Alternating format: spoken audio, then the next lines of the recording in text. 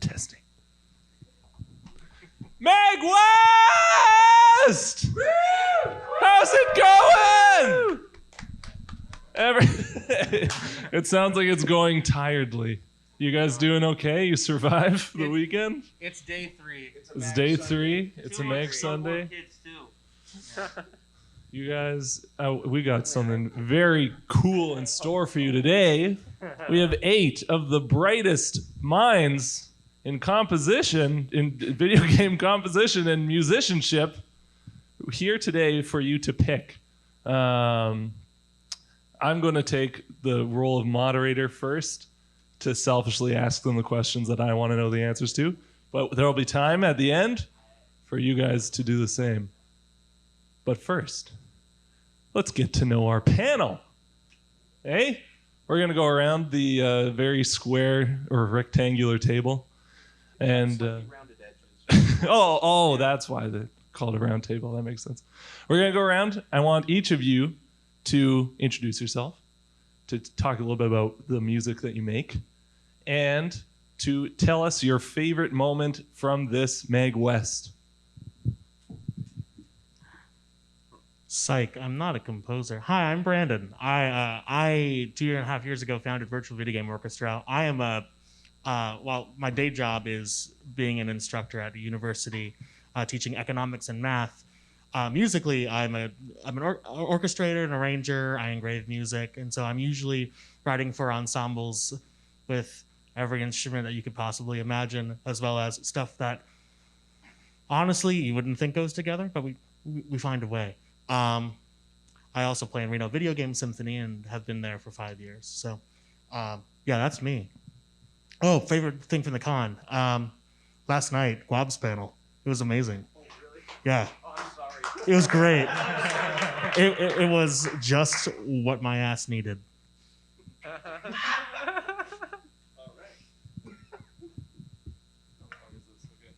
I'm Robbie. Benson.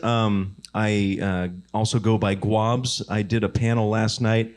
I think the reason I'm relevant to this event is I co-founded a band called Super Soul Bros with Brian Shu, the guitar player over here. And we just celebrated 10 years of Super Soul Bros being a thing, titled Super Soul Bros. And I think people might know of whatever that project is. And yeah, over the last 10 years, we've done a bunch of jazzy fusion video game kind of covers, and now we're getting into the original composition kind of stuff. Yeah. Oh, and my favorite thing so far, wow. Honestly, this moment right now, because it's been a very busy weekend, and I can finally sit and just enjoy some AC and just talk with some friends. Thank you. All right, hi, my name is Nicole. I'm a jazz piano player, live here in San Jose, and I play piano and also write and arrange with 7th Street Big Band, which is a jazz big band here in San Jose, and we had the honor of collaborating with Super Soul Brothers here on Friday night, which I think is also my answer to the question, what was my favorite thing? Was getting to play those tunes with you guys, and yeah, just having that opportunity to arrange a couple video game tunes, which is a little newer to me. Usually I'm arranging, jazz stuff that we're playing. So yeah, that's who I am.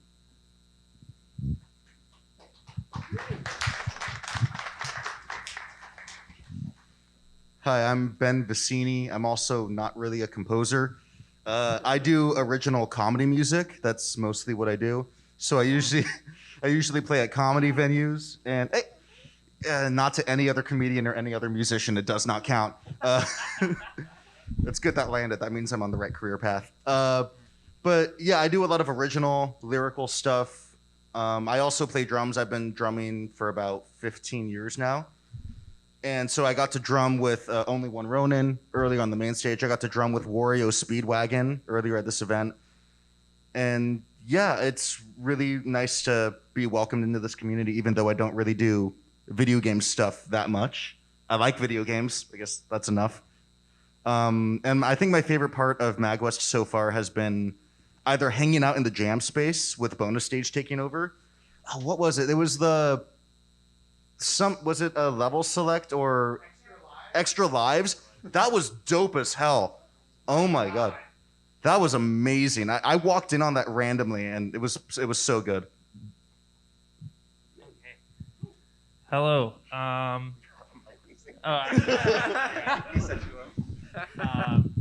name's Jake. You guys might know me as Button Masher. I'm a chiptune artist and an instrumental arranger. Very proud to have won the first Grammy ever given to a video game cover this year with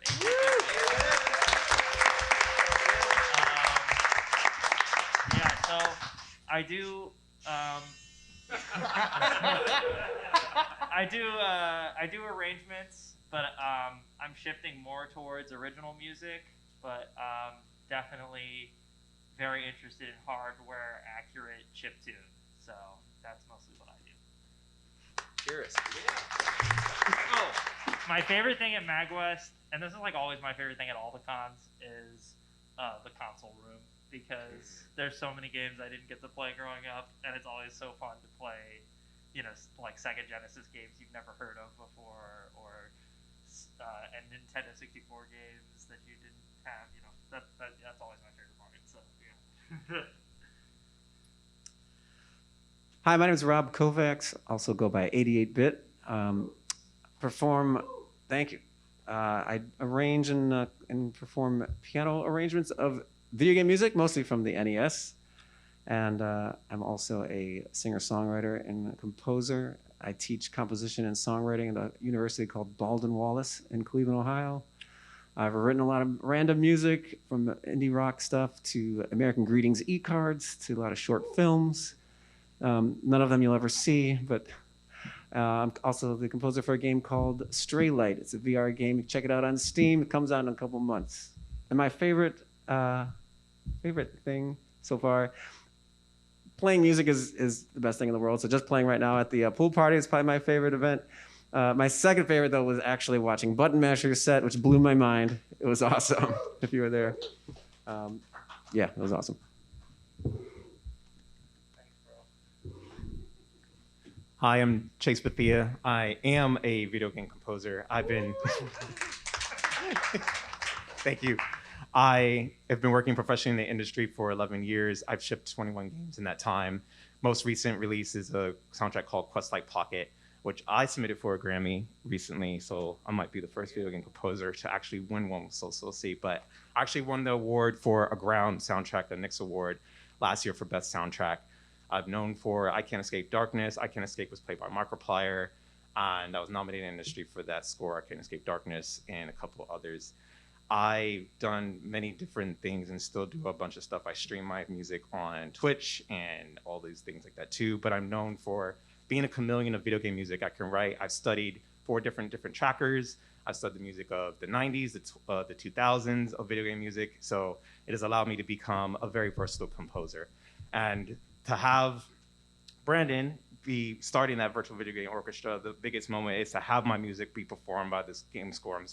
The score I'm writing for the game called Stardander be performed by the orchestra, and that is my biggest moment here. Thank you.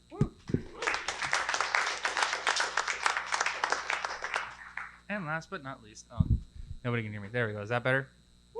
Yeah. Yay. My name is Thomas Hokinson. I go by Ratchet of VaporX Online. That's usually what you can find me as. I am a composer, I guess, in the most classical sense. I read a lot of things for the concert hall and people in chairs. But I've over the years started getting into video game music and being inspired by video game processes and like aleatoristic effects in music and applying that to my own music a lot. I've also, with VVGO, I've started writing a few arrangements with them. Most notably, we just finishing out the final stages of putting together a version of Bombing Mission. It's crazy. Mason knows because they showed him the score last night, but it's got like 100 staves in the score. It's I think the staff size is something like 1.6 millimeter. Very tiny. It's less than a quarter or yeah, less than like an eighth of an inch. Anyways, but yeah, so that's mainly what I do. So. What was your favorite MAGWest moment, Thomas? Getting to hit the tam tam really loud in the orchestra performance. That'll do it. Yeah. Because there are seldom few things that can like that bring everyone's it brings everyone's attention right to that. So that's cool. And you're, if I'm not mistaken, you're a percussionist primarily, right? Like that's your primary instrument? Sure. I'm okay. I could be a lot better, but my first love will always be euphonium, because okay. That's what I started with in 5th grade. So. All right. Well, that's very cool. So that's interesting because, and Chase, what do you have a primary instrument that you associate with, or after so many years composing, are you know? Yeah, I'm quite the multi-instrumentalist now. So I Okay. started on alto saxophone, and then I moved to piano. Yep. Interesting. Now I'm teaching myself harmonica, mandolin. I play djembe. I play this ukulele, which no one has. It's 1920 Hawaiian instruments. Yeah, I'm multi-instrumentist now. And then Brandon, what's your primary instrument? Voice. Oh, interesting. So that's so interesting because with these 3 exceptions excluded, it's all piano players in the middle of the table. I'm originally a piano player. Oh, okay. Voice, but people know me from playing brass. Oh, interesting, man. So it's too much. I played Visini yesterday. Yeah. Well, that's cool. I envy you because I know how people play piano. I do not know how to play piano. And my definition of playing piano is screwing around and playing random chords and finding how they resolve, and that's it. I can't do anything technical. So. I feel you. I feel that deep in my heart. No, so I was just curious because everyone here is such a different, like the musical output is so wildly different from person to person in style, and the personality always comes through in a cool way.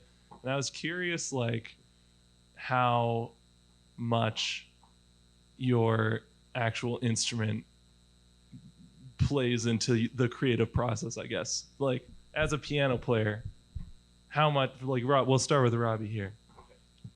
When you're writing a piece of music, how tied into that is actual physical playing the piano, and how much is like, I'm going to sit down with a pen and sheet music and figure out, you know.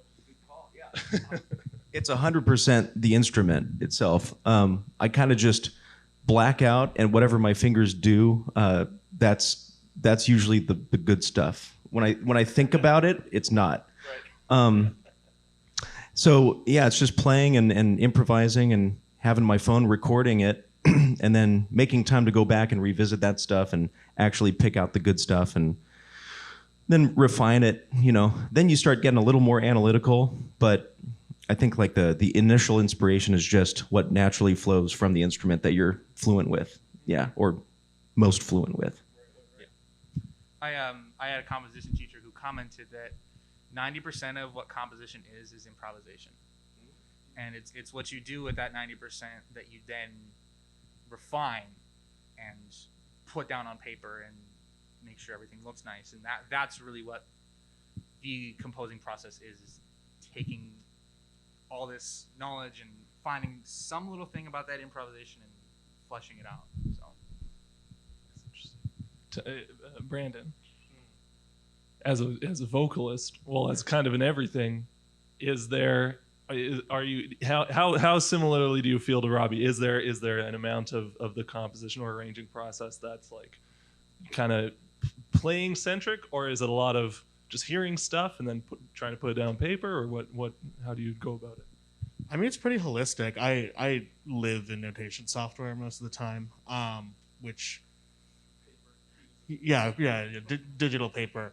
I'm trying to find a new vertical monitor to read these stupidly packed scores. Yeah, no, this bombing mission arrangement, it's like 100 stabs in it. What's the craziest instrument in it, do you think, off the top of your head? The bass ditzy. Yeah, bass ditsu. Because we have this guy in Singapore who just has a billion kinds of flute and plays all of them, and we just have to write for it.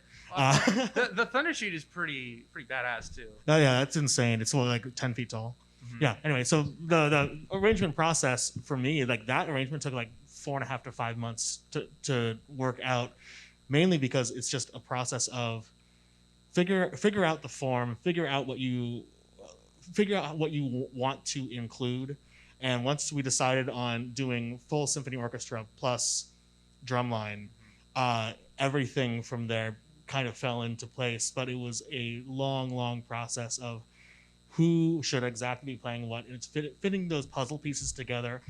For those of you who don't know, I'm a competitive Rubik's Cube solver. So putting things together like that is something that I find really enthralling. And being able to do stuff like writing for pedal harp and lever harp, and their mechanics are so different, and being able to piece them together in a way that is idiomatic to the instruments, in a way that is ergonomical, in a way that accomplishes everything for the piece that really stays true to the intent of the original composition. That's it for me. That's exactly what I'm looking for whenever I'm arranging. So vocally, it's like voice plays into it. Originally I did a lot of choral arranging. So I come from I was a choir kid. I was also a band kid. I did drum corps, which is weird because I'm obviously not built for it. Hardest thing I ever did. But yeah, I come from choir and from directing choirs and figuring out how I can write to specific people. So for the MAGWest orchestra that we had, when I was doing these reorchestrations, I was thinking specifically you. What do you play? What is your skill level at each of the things that you're playing? And how can we flesh out a group that really isn't full symphony orchestra size, but have everything be covered and comfortable, and try eliminating any issues that might arrive in a rehearsal setting. So whether it's writing for an abstract group of people or specifically to musicians themselves and putting their names on the parts, the challenges always really appeal to me.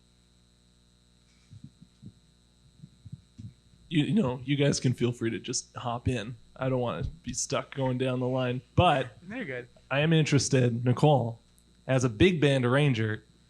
Big band arranging seems like it is a lot of very nitty gritty, like, okay, here, how do I voice these saxes into one stack? And then how does the trumpet fit on top, and the trumpet, and it doesn't seem like something that lends itself well to just Robbie style, sitting down and blacking out and waking up and having a full score for big band. But I'm curious if because it seems like, it's arranging is a very creative process still, even though it is in the weeds a lot of the time. So do you have trouble accessing a creative space, or do you not? Yeah, thank you. I mean, I will say I do sometimes feel like I have trouble accessing a creative space. I think, well, a lot of people, took the pandemic as an opportunity to like, great, I have all this free time, I'm going to compose. And for me, it was kind of the opposite. It was like, the world is terrible, and the creative part of my brain kind of feels a lot less productive. But I'm able to find a bit more of that creativity when I have like a starting point, which is I think why I like arranging, because it's like, okay, I don't have to start from scratch. I don't have to sit there with a completely blank page and be like, I have to make music happen. Yeah. I can, so like a lot of the arranging I've been doing for 7th Street, I work with our band leader, Gabby, and she'll kind of make a sketch of like, okay, I want the trumpets to play this melody, and then I want like trombone pads here. But she doesn't really have the arranging chops, to know how to voice all that out. So she'll give me this sketch, and I'll be like, yes. And then, inevitably, as I'm going through it, I'll be like, I don't like that. I'll change that. Gabby has good ideas, but like I'm gonna want to tweak things a little bit as we go and have a bit of back and forth with her. So I think that that collaborative process is sort of where the creativity comes in for me. Yeah. Ben, as the only singer songwriter on the panel, how's your approach to? Well, first of all, kind of sticking with the old theme, when you're starting to write a song, is do your fingers do the writing, or does your brain do the writing, or do you work with the lyrics first, and does that inform what's your general process? So I have found, at least with writing more lyrical stuff, it is like 100% starts in my head. It's really hard to, for me, start writing the music to something and then try to find an idea, especially with comedy stuff, that fits over that. Because I'm a big proponent of not just throwing whatever lyrics over whatever chords. I like to have like the relationship of the chords and the lyrics kind of work in tandem with each other, which is a very musical theater thing because that's my main influence.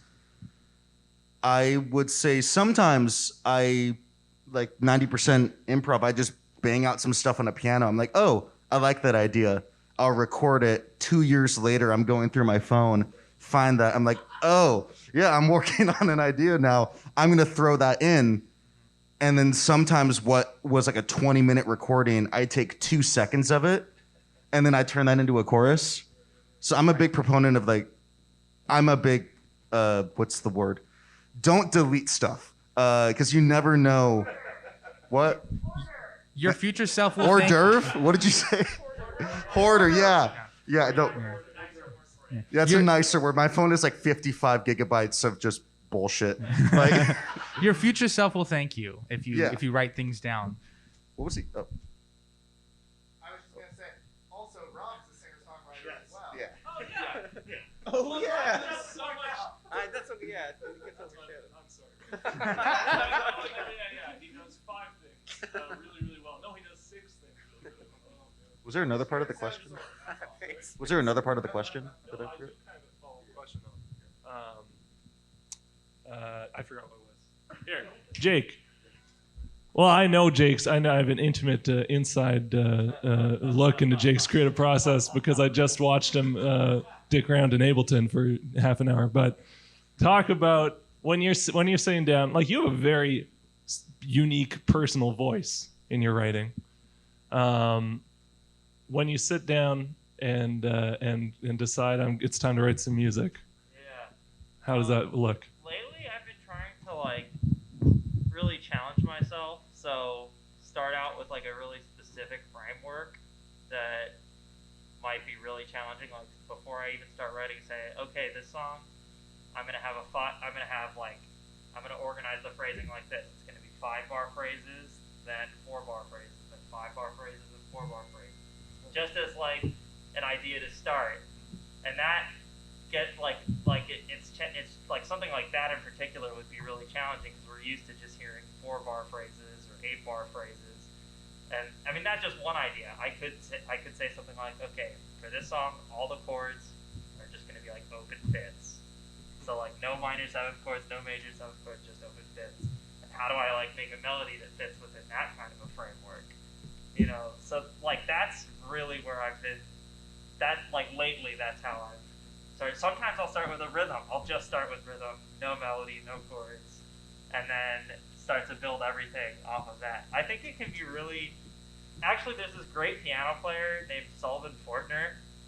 Just like I was talking about him the other day. Just like the most incredible jazz piano player I've ever seen live, and he did a master class, and one thing he would do is one thing that he told us he would practice is he would say like, okay, I'm going to play all the things you are, but I'm going to play it in 3/4, I'm going to play it in stride, and the chords have to all be first inversion triads. and every melody that I improvise, no interval can exceed a minor third. And wow. And I was like, how are you? You're not going to do this right now. And then he did it, and he did it completely effortlessly. And I was like, did you work this out? Like, do it in another key. And he just like busted it out in another. This guy was like so used to putting himself in these like insane confines that he was able to. But that led to him like improvising super creatively and writing super creatively. So I was like, okay, so what if I do that like with composition? Like what if I just did that all the time with composition?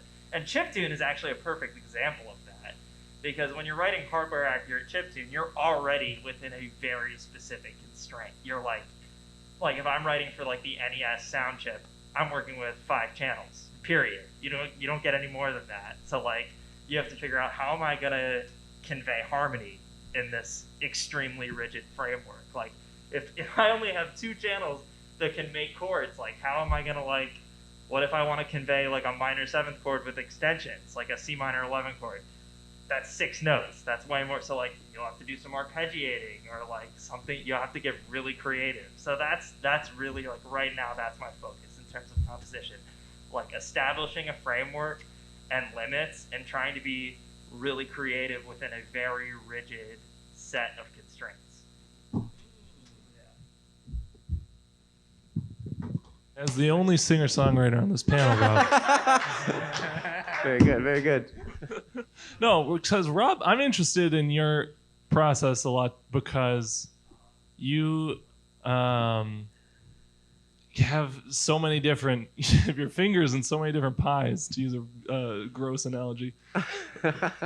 Like when you're writing a song, or writing, a sound for a game soundtrack, or writing or arranging a chiptune piece for piano, like, do you think of those as all part of one creative force that is Rob Kovacs, or do you find yourself thinking about things differently depending on what you're working on? Yeah, I do. I feel like all those things are an extension of me, and I feel just like lucky to be able to express all of those, express myself through all those different avenues. But as far as the main question, like what is the genesis of a song, or how does something come, where does it come from? I think I would guess all composers kind of start just by messing around and like coming up with something that catches their interest, and then you kind of develop it, whether it comes in your head first. I think that's more rare, that people actually hear something in their head first. But I think most, myself included, usually played around on the piano and it's like, oh, that's cool, and then you develop it. So most of my like original music and personal music is developed that way. Once in a while, a melody or sometimes a concept that you were talking about. I do like weird concepts as well. Like I have a piece where I don't use any chords with thirds in them. So there are no major thirds, there's no thirds. It's all these hollow sounds, which is on the Stray Light soundtrack, which I'm very excited for. But as far as like, if you have to write something for something else, then you don't have that luxury anymore. So you have to like sit down and come up with something.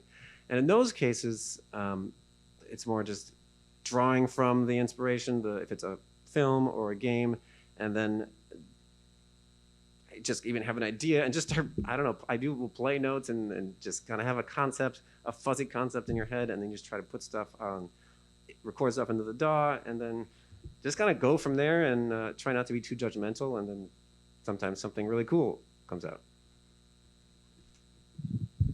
Curious as definitely to your answer to that question. Me? Yeah. It's tough going last because everybody always says the shit that you already wanted to say. Well, here. I do improv. I do limitations. I do everything that mostly all of you have expressed. But one thing I have to say is I actually dream of melodies. Oh, yeah? Yeah. I have a celestial type of connection of some sort that happens. And then I wake up and try to get out of, first, when I'm in the dream state, I'm thinking, have I heard this before? This isn't like something stolen or anything, right? It's not Smash Mouth or anything. So I confirm that in my sleep because I'm still kind of aware. And once I realize that it's not stolen, I crawl out of this space and I totally pull out my phone and I kind of sing a little bit of Wind of Mike in the morning, right? Because I'm tired and I'm coming out of a dream state. And so what they were saying before is like, don't delete anything. It definitely comes out on my TikTok. I had an idea from a jazz thing and I just decided to do it with my mouth. And then I put it together in the DAW and it came together. And brothers were like, his voice sounds like a violin. And I'm like, yeah, well, that's not a good thing, please.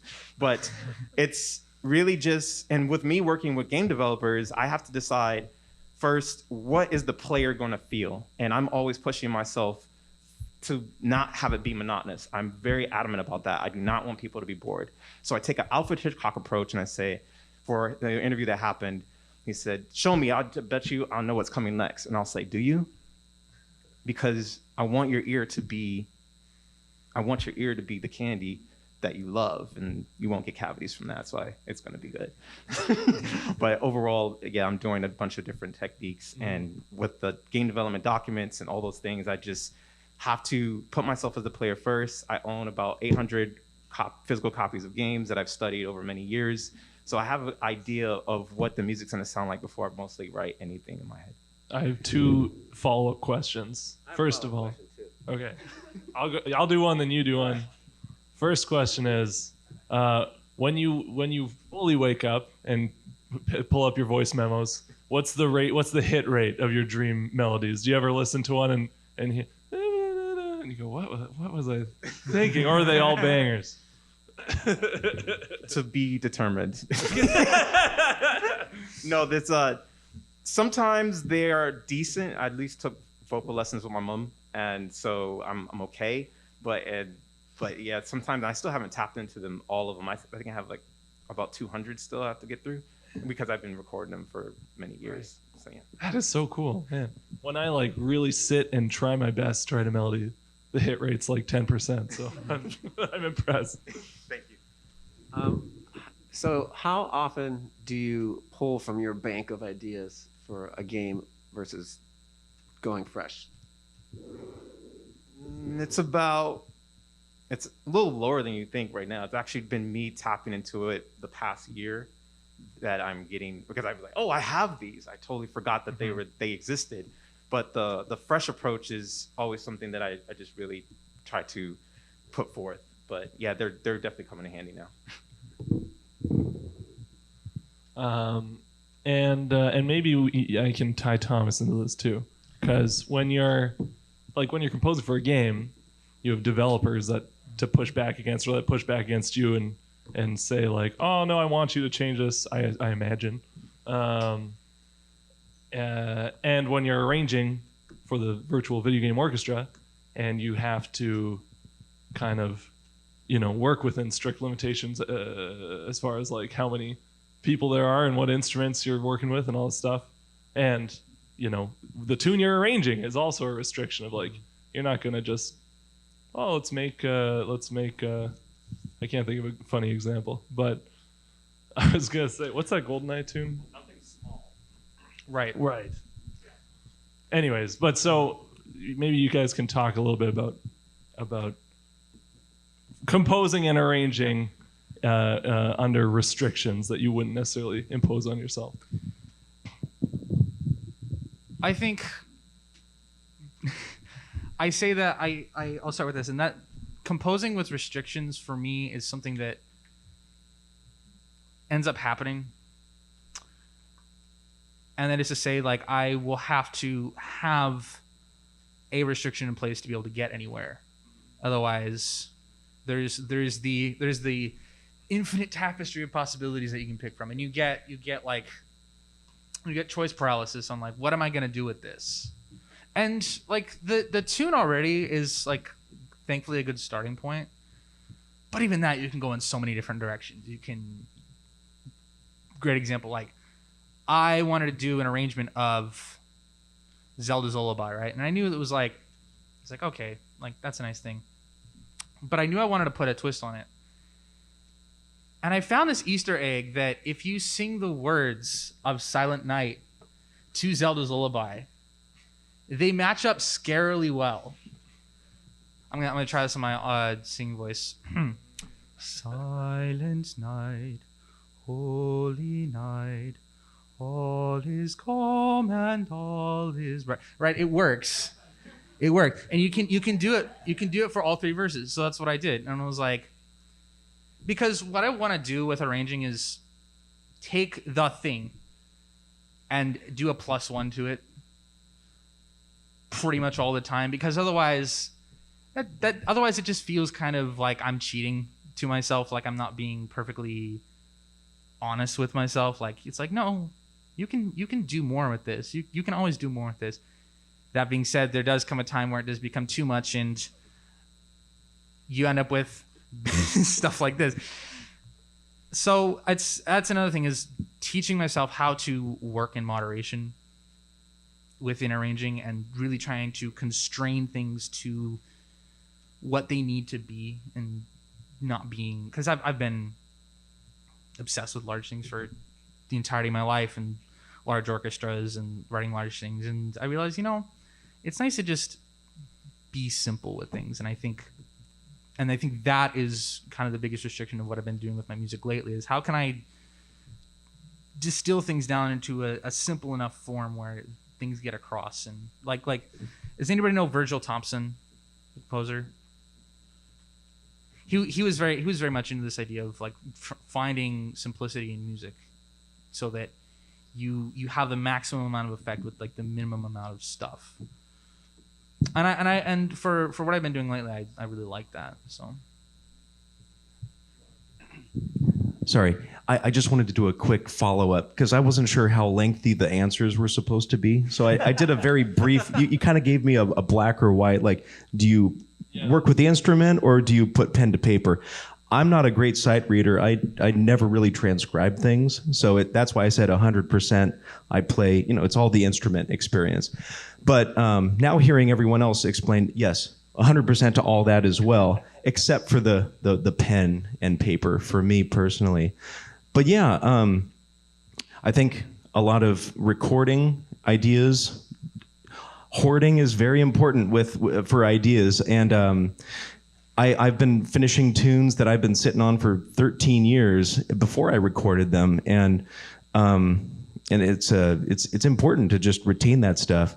I'll wake up from dreams as well and have random songs, and half the time I'm willing enough to lean over and grab the phone and hum to it. But also a lot of it is just listening to a lot of music and absorbing as much as you can, because your unconscious is going to create some mosaic of all the ideas you've ever consumed in your life. And you're not stealing, you're just creating a new combination that has never been combined before, because you're the only you, and you're the only one that's consumed this list of material.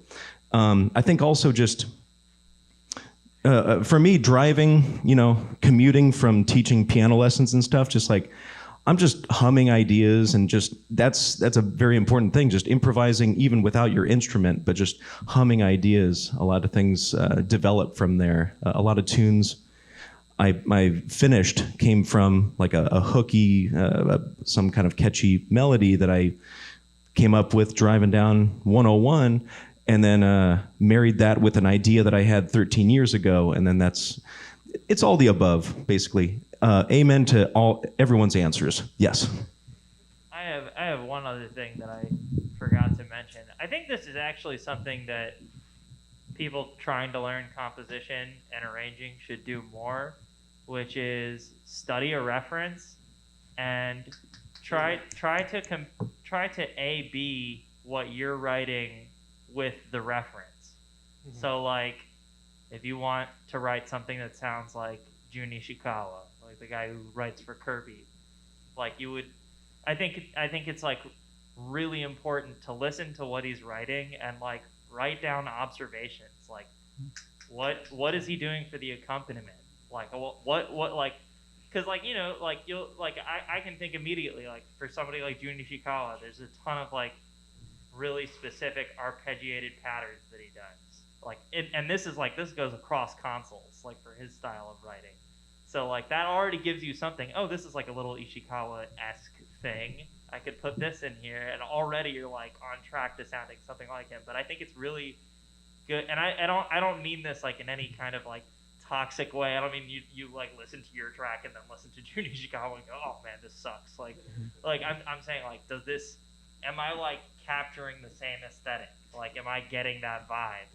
And that can open up a lot of things. Like that's definitely where I started with chiptune and with all of this stuff, is just trying to listen to composers, jot down things that I think that I'm observing they're doing, and then try and recreate those techniques in my own tracks, and then compare my track to the reference.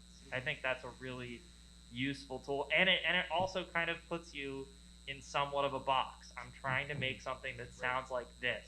So it's not like this super open-ended nebulous thing where you're searching for sounds forever and searching for plugins forever just to like get 4 bars out. You know, it's like, okay, this guy's using a piano sound, a string sound, a bass sound, like some drums. Like, okay, I'm going to put all of that in the session. How is he using those sounds? Like, what is he doing with those things? So that's very helpful. Yeah, trick. And I think on top of that, one of the things that really helps when I need ideas is I'll like listen to a song or a piece and play like the first second of it. And then I'll imagine what comes after that. Because immediately you're thinking creatively about, oh, I have this little thing. What can go next after that? That's, like I said earlier, that's 90% of what composition is. And developing that muscle to think about what comes next is, I think, really important. I talk to my students when we're working on some of my students are interested in arranging or composing, and Scorsese says anytime he's making a film, if he's going to make a Western or basically he would turn on 4 different TVs in his house, all playing different movies of that genre, and he would just kind of observe what is the stuff of this kind of film. You just got to immerse yourself in, what is it that you're trying to do. You're not going to steal the ideas, but you're going to kind of by osmosis pick up on what. And also you can take the structural things. I talk to my students about everything Button Masher is saying, create restrictions. That's the best thing for creativity, or just to start generating ideas, whether or not you use them for this project, but maybe something 13 years later. But yeah, even just listening to a song, and I do get pen and paper, but I don't write down notes. I just block out the measures, and I see what's the structure of this song, what's the phrasing, when is the dynamic high and low, just really basic stuff. I think in music, the most base thing that we respond to musically is rhythm and dynamics. I feel like you could get a lot out of someone banging on a door than someone playing, a song on piano. You feel something when someone's banging on the door. But similar, so when I'm going through a song, I would listen to something and then block it out just structurally, and then even just use markings of this is high energy right here, and then maybe label, okay, this is an A section, this is a B section. One of the things that I wrote was a theme for Frame Makers, which is an indie Smash-esque kind of game, and they wanted something Smash-esque, so just taking all of the different Smash kind of tunes and seeing structurally what's the intro, what do you have for this A section, B section, breakdown, goes into some solo at the end, and just abstracting the basic structure of something creates good confines to mess with. Yeah. I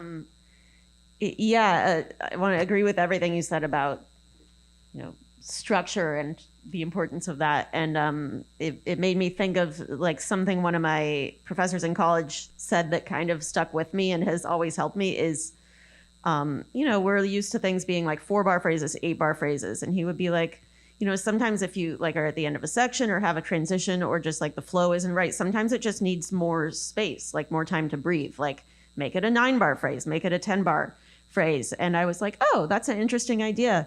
And now 9 times out of 10, if I'm, sort of sketching out the structure of something, I'm this doesn't quite feel right. How am I going to transition from here to here? It literally just needs more space, more time. And even, time is important. And even depending on the setting, if you're writing something that's going to be recorded for an album or used in a video game, that's one thing. But I was thinking after our performance on Friday night for a live show, I like the arrangements I just wrote. I forgot, like, oh yeah, people are gonna clap after solos. And so, after like Alex Popoff played this beautiful solo and me and everyone else is clapping, I'm like, yeah, Alex Popoff. And then I'm like, wait, everyone be quiet. Listen to the beautiful trombone parts I wrote here. So I'm like, oh, maybe I should have thought of that. Maybe I should have put more space there so that, make time for that. Anyway, yeah. Go for it. And this is a thing I just want to say. Just when you start out in music, do not be afraid to be bad when you start. This is what I mean by this. I've looked back on like things 8 years ago, and I'm like, wow, not been the best there, not been the best. But there are certain things in that music that I'm like, hey, what I did here was actually really kind of neat and kind of interesting. And then future me will be like, thank you, past me. That's actually a really good idea I might use now. Because I'm a big advocate of making your future self not work harder, right? This is why we all have lists of things. This is why we all have recordings of things. And if you can pay your respects be sure that when you, I'm trying to get this thought out and it's not properly coagulating. Give me a second. Further down the line, be sure to always go look back and look at where you've come from. Because you'll be like, wow, I've grown. But also, you'll be like, wow, I actually had some really interesting ideas that I might want to elaborate on later. So that would be definitely my biggest tip for any composer out there is look back at what you've done and where you've come from. A quick follow-up to that. I started writing my own music in 2017. I don't play anything I've written in 2017. It's so bad. Like the first 20 songs I wrote, they weren't funny. They were just me mimicking other people. But yeah, so it's okay to be bad as you're finding your voice. I think it's really important and to kind of accept that you're not going to be, you might not be amazing at first. And that's part of the journey is figuring out what your voice is. Really quick on the arrangement, that just reminded me, whenever I do my own stuff, I have to make 2 arrangements of it because I do all my performance stuff as solo piano, or actually 3 arrangements. I do stuff as solo piano. I have a band that sometimes plays my stuff, so that's a 4-piece. And then when I put stuff on an album, that's potentially 20, 25 instruments that all serve different purposes. And especially when you're doing lyrical stuff, it's hard to find that balance between having the music not be distracting, but also having it be interesting enough that it serves a purpose. I think that gets overlooked, especially with comedy stuff. I'm pretty quiet about it now. I'm pretty critical of a lot of comedy music that just seems like it's throwing jokes over like the most simplistic music stuff because, at least to me, that's like not using the medium to its full extent. And I really like the idea of focusing on the music side of it. That way, when my jokes aren't funny, it still works as a song. So it works in that. And then lastly, for what was the term? Making sure, working under constraint. Yeah, I'm a lyricist. I don't know fucking words. Working under constraint. Sorry for the swearing. That's really helpful too. It is difficult with lyrical stuff to try to write stuff that isn't verse, chorus, bridge, chorus, which is the pop song form. But it can be really helpful and have your stuff stand out if you screw it. Like this second verse is going to be completely different and be in a different time signature. Does it help the overall message of the song? And I think that can get lost on some people if they're trying to follow a specific format, that they can lose their own voice. So it is good to kind of constrain yourself and say, okay, I'm going to force this second chorus to be different. I'm going to force myself to jump around the tonic when I'm writing a melody, which is how you get kind of that poppy sound, that kind of jazzy feel. I don't know where I'm going with this. I have something I guess I would add before we take your question. one thing that I do run into a lot with students is students don't always want to learn things like music theory or like the technical stuff behind all of this stuff. And the truth is, you just have to know stuff to do this. There's just no easy way to put this. Like, if you don't do your homework on this, it's going to be very difficult for you to analyze something that you want to sound like and break it down in a way. Like, and I'm not saying there's any right or wrong way to analyze things. I actually have an approach that, like, music theory, like, as long as you find a way to understand what's going on when you listen to something and you're able to synthesize that information and use it, it's valid. But you have to do something. That's the thing. It's not, music is not magic. You don't just pull it out of a hat. Like, you have to do some work to be able to put things together. And I think that's you got to know key signatures. You got to know keys. You got to know, like, what is the one chord in the key of C major? C. What is the one chord?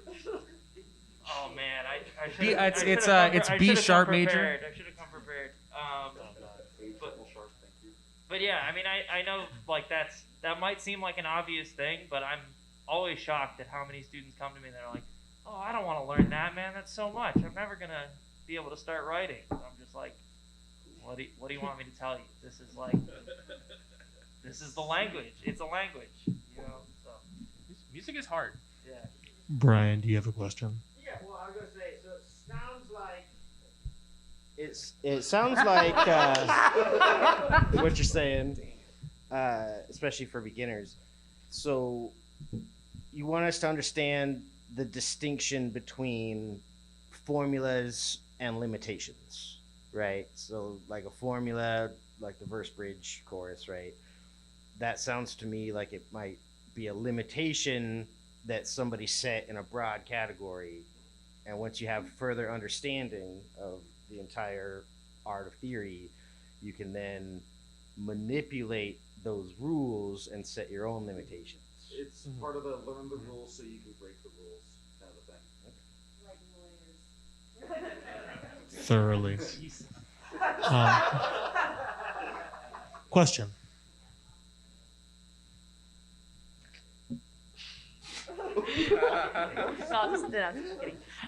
So my question is, if you then know the rules. So for example, I'm trying to do some arrangements of some like anime songs for jazz combo that I really, or even jazz band that I really like. But I find myself getting stuck sometimes where I get too caught up into some of the stuff, like some theory and stuff, like, or just too caught up in like all the ideas that I might have for something. Like, oh, I want to add like a salsa break here. I want to maybe throw in a montuno here. Maybe I could do like a cool thing here. I want to try to do XYZ whatever with this piece. And it's a cool idea and I'm trying to work out stuff, but then I just kind of get bogged down by like, okay, well now I'm stuck like with trying to figure out like, how do I piece this together in a way that sounds good and not just like word vomit basically, but music vomit. Yeah, I have something to say to that. Yeah. I frequently get lost in the sauce when it comes to all that. Oh my God. What helped me a lot with the virtual group, the main limitation is that it has to be as big as possible, which is kind of an inside out approach where going back to what you were saying about not really going pen and paper with writing notes down, but just having a sketch. I find this really therapeutic, ritualistic process of taking out a pen and a ruler and drawing staff lines on a paper and getting 3 stabs going, throw some clefs in, make them look real nice, and going in and handwriting notes, because there's just certain, especially with ink, certain finality to that process where I often will just get stuck and need to move forward. And something about that process really gets me out of a rut where I can, since something's going to be so big, you look at an empty score of 100 stabs and you're like, what the hell am I going to do with this? It's like the blank Word document thing. When it came to finishing arrangements, especially for something like a combo, establishing your own personal deadline, that has helped me so much, because at the end of the day, I know I'm going to have to be true to myself. I'm going to have to be honest with myself about, am I doing what needs to be done versus am I allowing myself to creatively get into those ruts where I do get lost in that sauce. So I don't know if any of you relate to that, but I definitely, if there's a deadline externally imposed, that's like, okay, I don't have any time to screw around. But if I do it myself, it's like, okay, that's the new limitation, is that you can only go so big in so much time. So I don't know if anyone else has anything to add to that before we do the next question. Oh, yeah, okay. Go ahead. Hello, I'm Alvin. Some of you may have met me. I'm a try-hard at this music stuff. So this is a really technical question. I am curious about any of your experiences working with composing for limitations of native hardware, specifically in 8-bit, 16-bit, and 32-bit paradigms with the hardware and software limitations. You know, like managing your registers and sound channels, leaving room for effects, and then also this might be relevant for those who are in the modding scene, right? Making mods of 16-bit games and 8-bit games and are having to create new compositions within that space in something that's literally going to fit on the cartridge.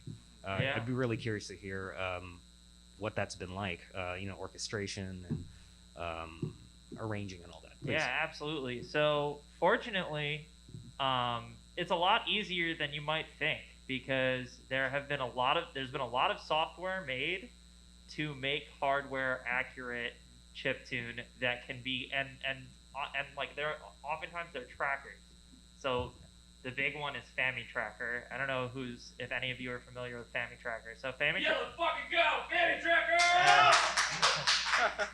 So FamiTracker is probably the oldest one, and it emulates the capabilities of the NES, the 2A03. But you can also do different modules that include the expansion chips, like the N163, the VRC6, the VRC7, and it pretty much sets you up that you can just get writing right away. I mean, you have to know they give you an effects table, so you know like what's possible on each channel, but there's an NSF export button, and you literally finish the song, click the button, and you have a file that you can upload onto a cartridge. So it's really quite simple.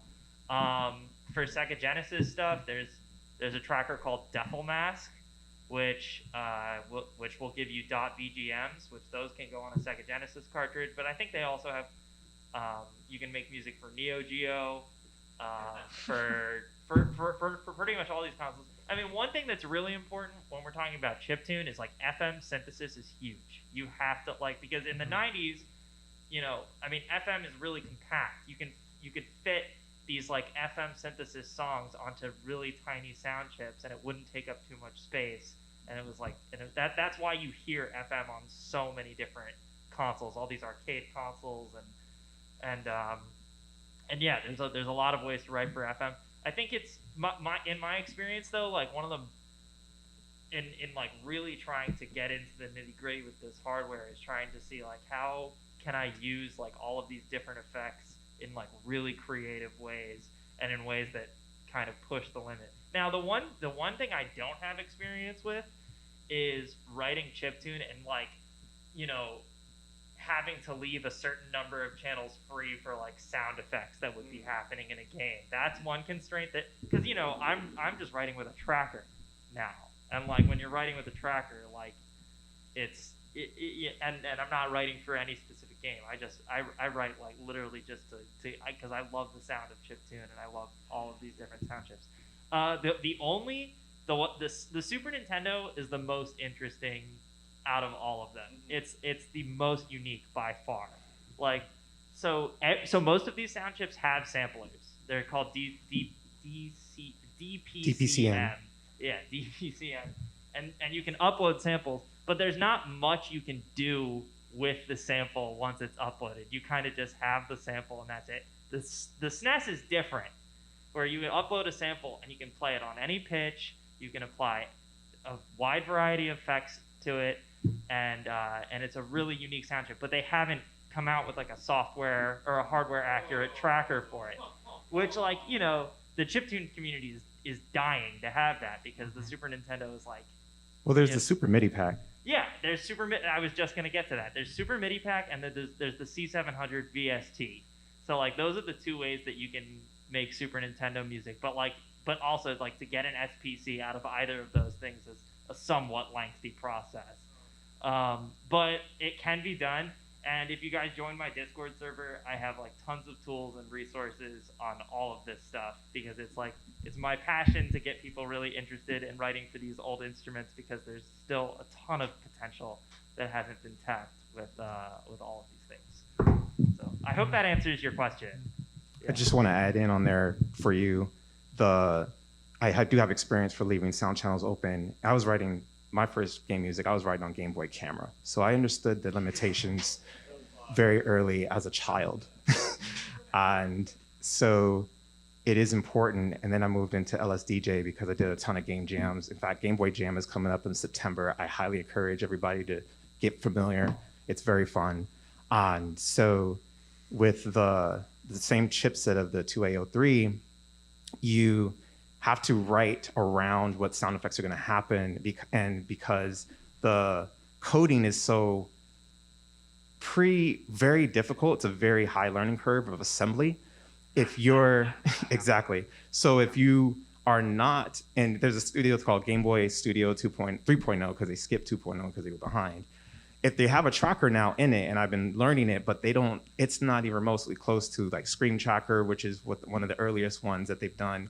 If you're familiar with the history, it does not sound good because the assembly code does not translate from the tracking of the hexadecimal system that you put into the composition over that. So it's going to sound quite some semitones off, and it's not going to be good when you load it on the cartridge. So I will say, and just as a counter argument, respectfully, that is something to consider when you're doing it, because if it's loaded on the analog and it doesn't convert, and a lot of people don't know assembly, you're gonna have to work a lot with that Game Boy Studio in order to have that. And there's a big community of people trying to get, like I'm talking to a developer who's trying to make Tomb Raider work on the Atari Jaguar, and so but it goes back into the time of when the composers were having to do, you had Batman Forever on Sega Genesis, we had Batman Forever on Game Boy, and you hope they better sound good, but there's two different sound studios that are doing that. And so we're coming around this full circle of these communities are really trying to put that stuff out there. So it's really something to consider in terms of how you write the music and everything of the limitations that will actually factor into it.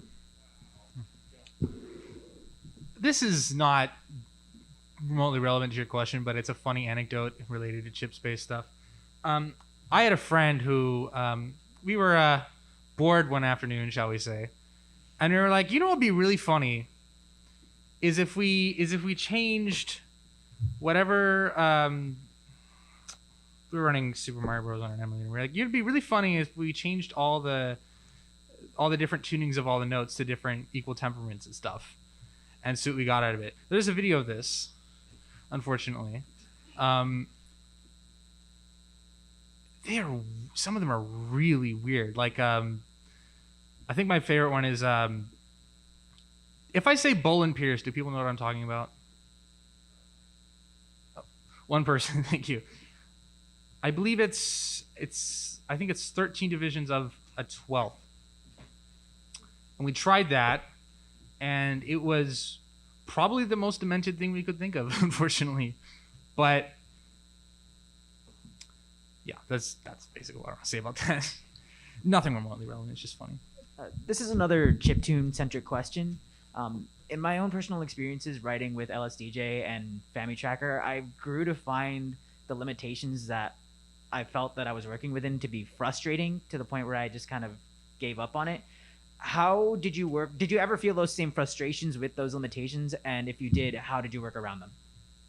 I'll go first. Yeah.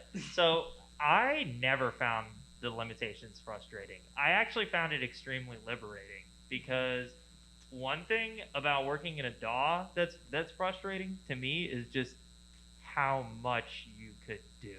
Whereas FamiTracker tells you this is how much you can do. And I never, like, that allowed me to just get started with the writing, like, and just write and write and write and write and write, and not spend like an hour tweaking my drum bus on my drum chain, or like tweaking a master EQ or whatever. You can't do any of that stuff in FamiTracker. And like that, for me, like when I'm working in a DAW, that is actually what I spend the most time on, is just tweaking effects plugins and like making stuff sound a certain way.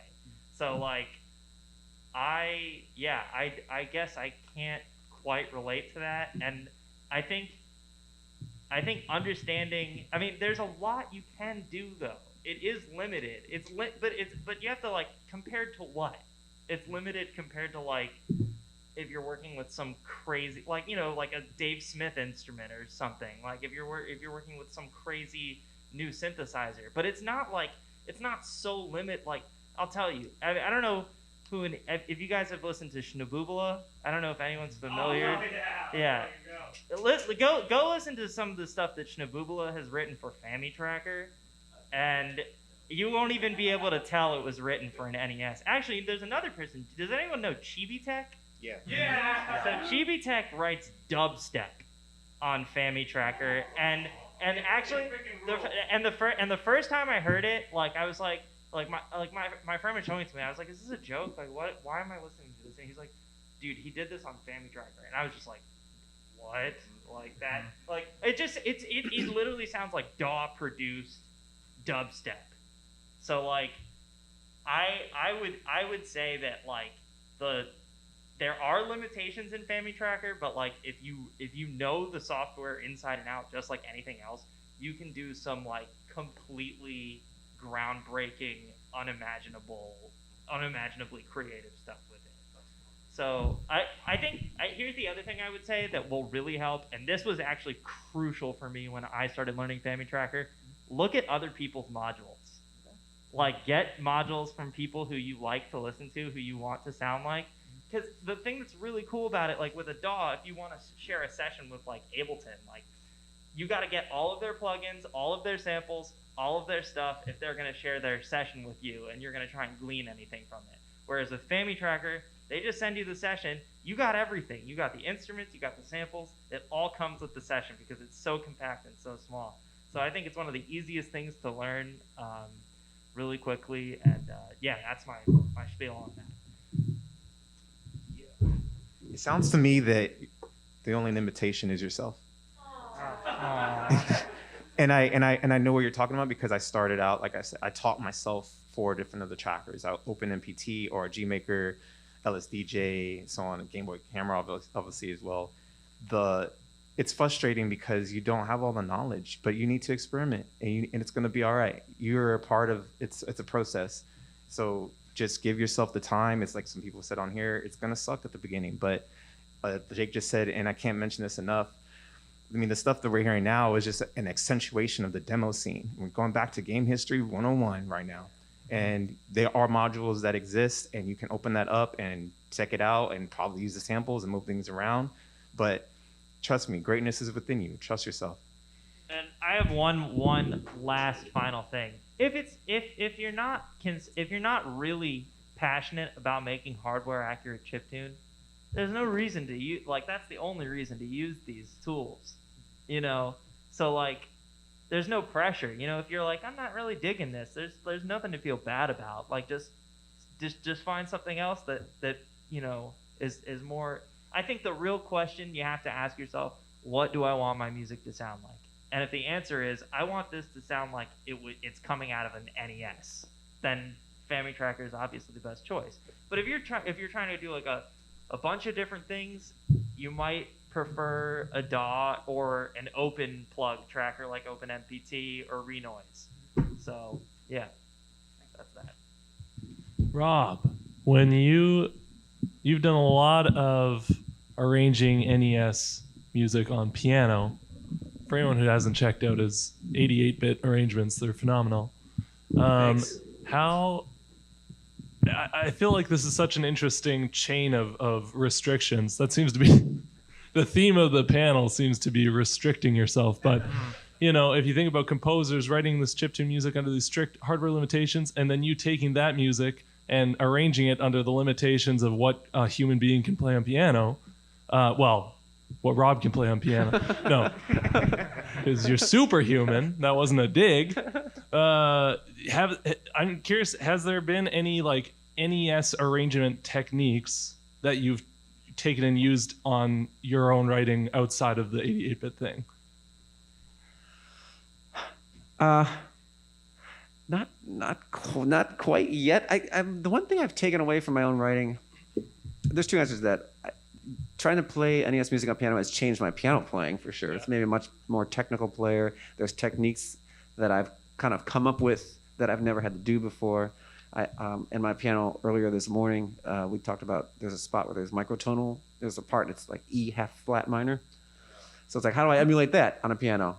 And I do try to do that by playing two notes at once and letting go of the top note. So half steps, blum, blum, blum, blum, but like taking away the top note immediately. And so you get this broken sound. So that's not something I've ever seen or done before. But the main takeaway that I've taken from analyzing NES music is that those composers of like the 80s and 90s just like went for it. And they were just doing awesome stuff, and they didn't have any reference yet. Like now when we're writing video game music, we have a reference. There's a history of what video game music can or kind of should sound like. But back then they didn't. Well, the reference was other real like out reggae and rock and all that stuff. Yeah. But they didn't just want to do those things. Right. They pulled from other music, Right. but not video game music. So I feel like they felt like they were pushing boundaries and creating something new. And I take that with music that I write. I'm writing for a VR game, and VR to me is like the Wild West of video games right now. It's new technology that's still being developed. And with the music I'm writing for that, I'm trying to write something that's brand new. One more concept that I really like, I took from Hip Tanaka when he wrote Metroid. He was already trying to do something different in video game music. He didn't want to do like the cutesy melodies that other composers were doing. And he said that the music that's in Metroid to him is the sound of the world. Like that is the atmosphere. So there's no atmosphere sounds. To him, it was the music. So I've taken that approach with this game that I'm writing, that this music is integral with the world. And that kind of has shaped how I've written the songs.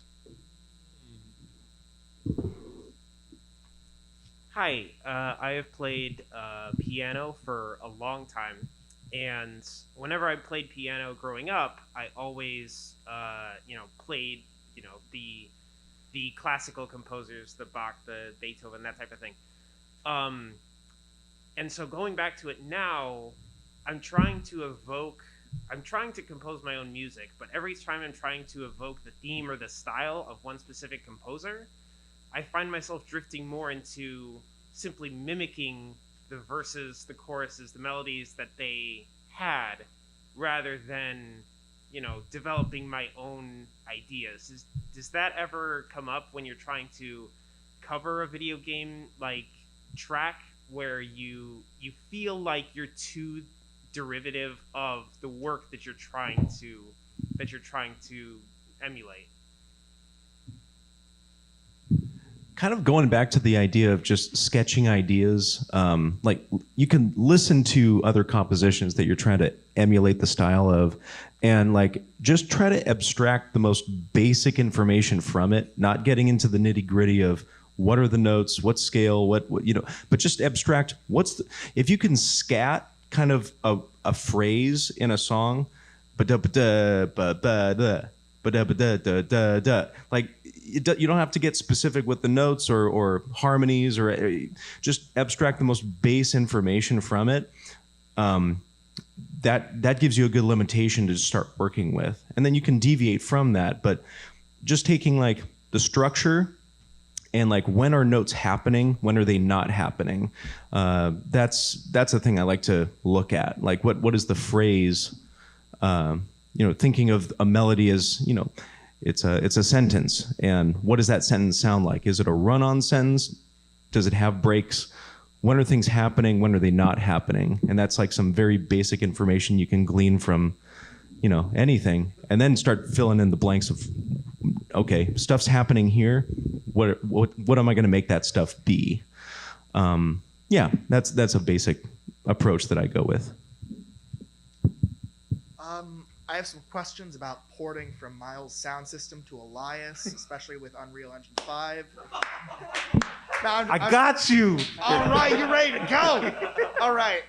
No, actually, I wanted to throw you guys a freebie and kind of see the variety and diversity of opinion. Personal, most influential soundtrack on your development growing up. Like, what would you pick for video game soundtracks? Obviously. Why don't we go down the line? Red. Oh, fuck. And then answer my other question about.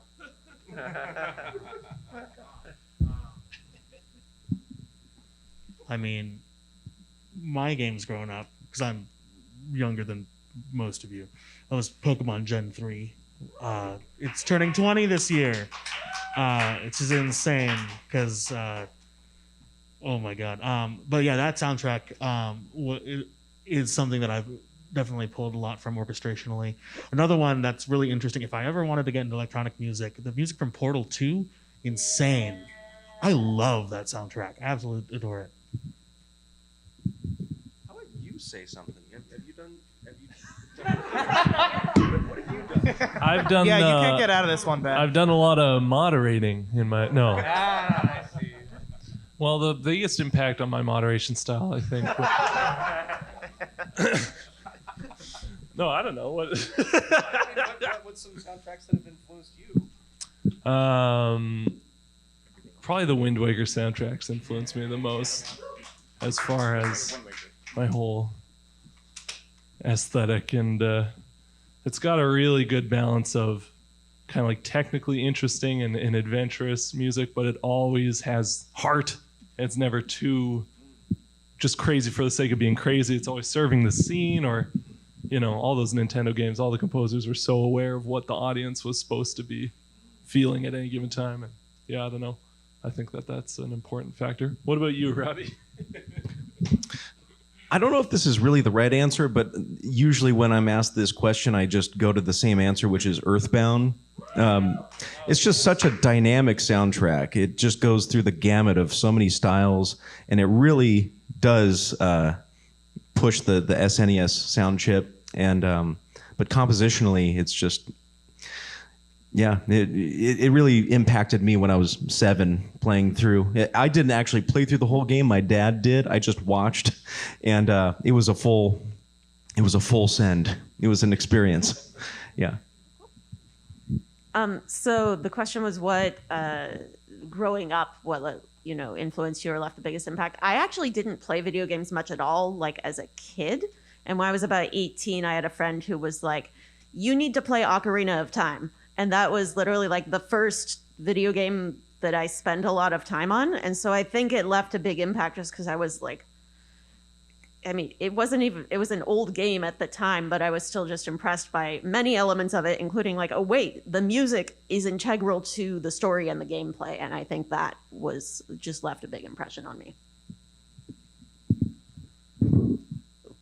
So my favorite game of all time, which also has my favorite soundtrack of all time, I think, is Shadow of the Colossus.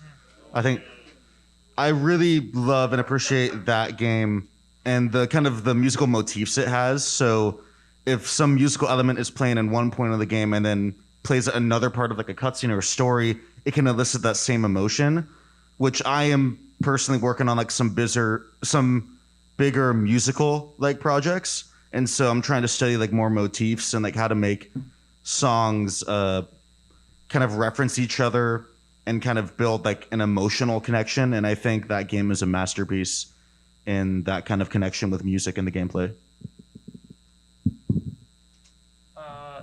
For me, it's pretty straightforward. I mean, Super Mario World. We've had the same copy in my family since 1991. So I've literally been hearing that music since I've been alive. So naturally, that has a massive, and it's just an absolutely brilliant soundtrack. Kirby Superstar. I mean, that's another one that I've had for a really long time. But also just the writing, the programming. It's all just so perfect, and also like the sound design, like.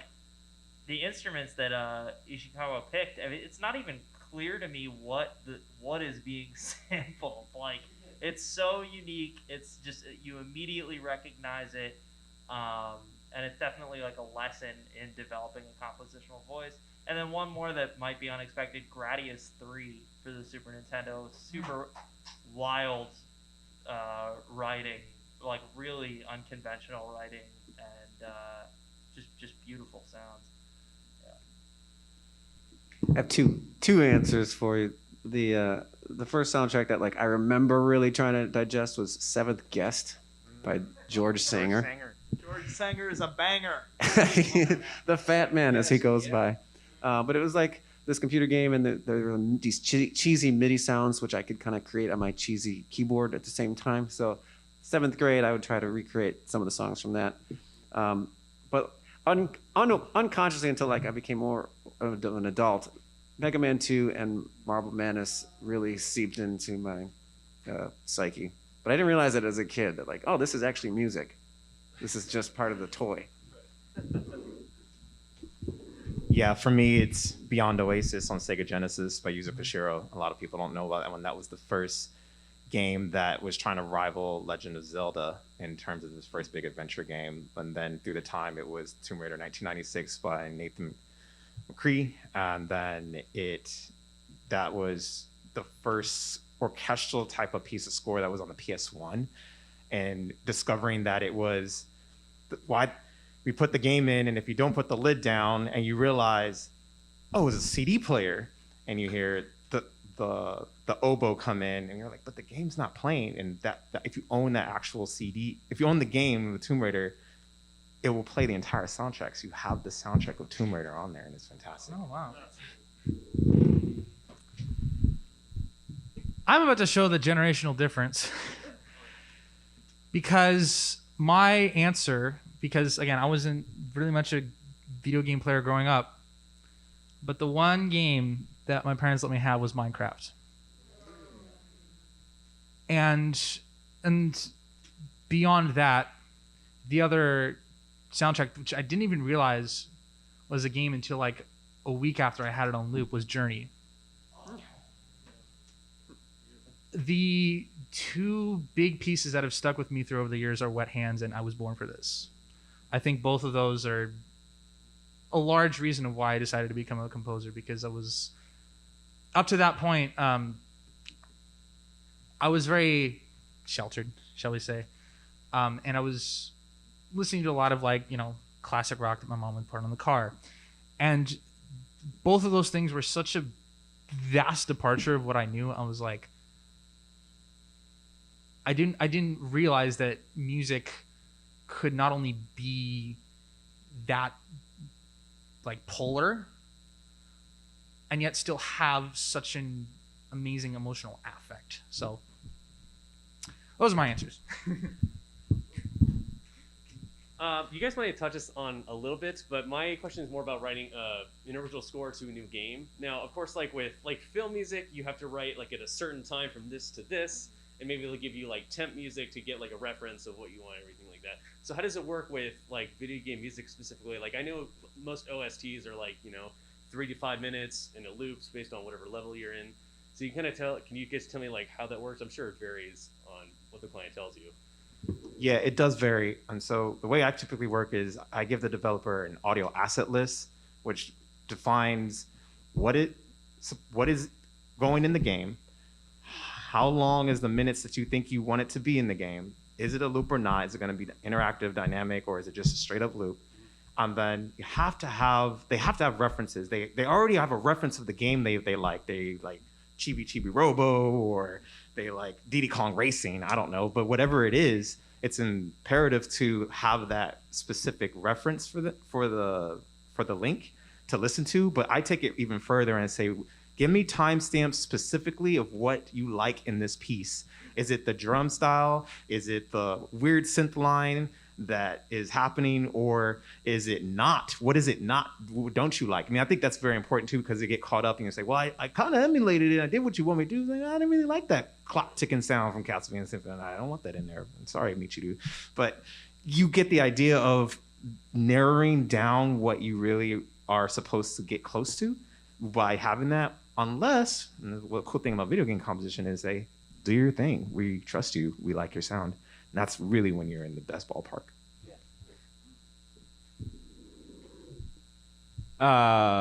First off, hi Jake. This is from Ian. Ian says hi. Okay. Yeah. So I'm familiar with pretty much almost all of what you do in some extent. And I think everyone in this panel like knows you for something, for whatever music project that you're doing right now. As a composer, arranger, and cover artist myself, like I have a lot of trouble figuring out like kind of what I want to do for myself. So what did that look like to you to kind of like understand or figure out what you wanted to do at this point in time? I'm not saying like that's all you're going to ever do in the future, but like since we're here now.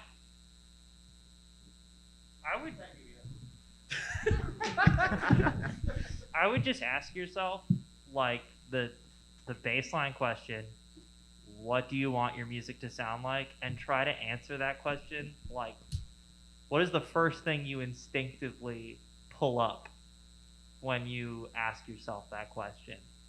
And that is a point to start. I'm not saying that that's gonna solve everything, but that would give that's definitely, and then you can start investigating whatever reference you decide on, and that might lead to you trying to write like them, and then discovering things through that process that might lead you to go a different direction than initially you decided. That's definitely where I started, at least.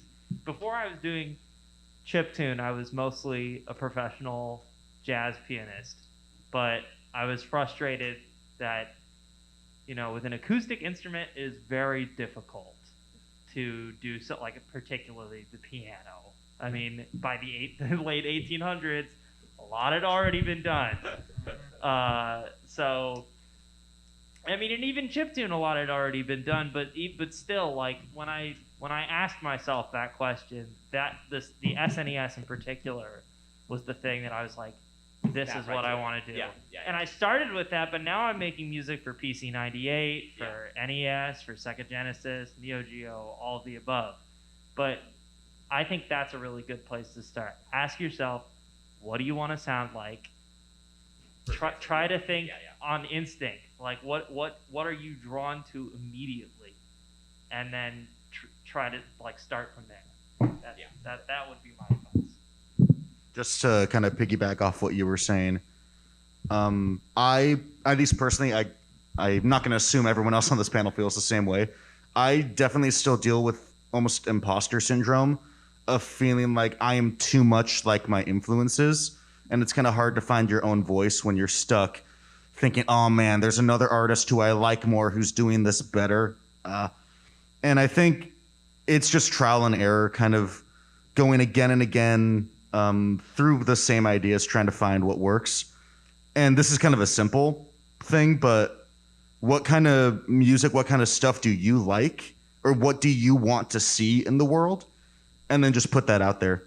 Because sometimes you like things from one artist and elements from another one, but there's no one really combining them that you can think of right away. And if that's kind of the sound that you want, then do it. They be the sound that you want to hear. So we're pretty much out of time for the panel, but I just want to have one last quick question for all of you to answer down the line. And that is, what is a style of music that you love, that you wish you could write, that you just can't at all? Because when you get to a certain level, you have to specialize and you have to find your unique sound. Right. And no one's unique sound encompasses all the cool music in the world. So I'm curious. I'm just stalling to give you time to think, Brandon, because you're going for it. You got it? Okay. Yeah, no, DAWs scare the fuck out of me. So anything electronic, like I have so much respect and admiration for electronic music in all of its forms, and it terrifies me. I'm just a jazz contemporary music guy, so like anything classical or like strictly orchestral, I can think of melodies, but I have no clue like I'm not learned in that, in arranging that kind of stuff. I need a backbeat. Yeah, so I was kind of thinking about this earlier, listening to you talk about the writing, for a large orchestra. The largest ensemble I write for is a big band, right? Which is this sort of weird intermediate size where it's bigger than a chamber ensemble, but not as big as a traditional orchestra. And I don't think I could handle, like, if it was any more instruments, I would be, nope, that's too many, I'm out. So yeah, I think that's something I don't quite have the skill for. Ever since I was a kid, I've always wanted to be a video game composer, and I just sort of threw that away because I didn't know where to start. So that's definitely something I still want to do. I just have no idea what to do with it. For me, I would definitely say South Indian Carnatic music. I don't know how many of you are familiar with that tradition, but it is thousands of years old, and to play it well, you have to study a lot. You have like inconceivable amounts of time. I knew a guy who specialized in Carnatic percussion, and he went to India and trained with a guru, and he went through a period where like he was in a room with no windows, and they would bring him food like 3 times a day, and he would just practice all day, every day for 3 months. So, like, oh yes, he is very, very good. Yeah, but that's something like I really respect that tradition a lot. I wish I could study it, but I obviously do not have the time or resources. But yeah, if I could learn anything, it would definitely be that. I love EDM, and I just feel I don't quite have the production chops yet to really make it sound like some of my favorite artists, but EDM would be my answer. Ben, I'm very sorry to disappoint you, but I cannot answer this question. If I cannot write in any genre, I fail as a video game composer. That's fair. Yeah. Does anybody know Mersbo at all? That's my answer. Because it's not so much that like the ability to me to be able to write noise does exist, but there would be no way for me to be able to make a career out of that, because I find I get too caught up with like making, again, this goes back to me trying to simplify things. I get sometimes too caught up in just trying to make things bigger and louder and whatever. He does 3 things. Like, I can't possibly try to do that stuff. And yet what he does is, I think, some of the most interesting and compelling stuff. So, yeah, I would not be able to. Sorry for ending on kind of a downer question, but let's give it up for our panel.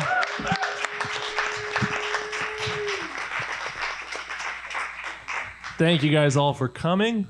I hope you enjoyed this round table.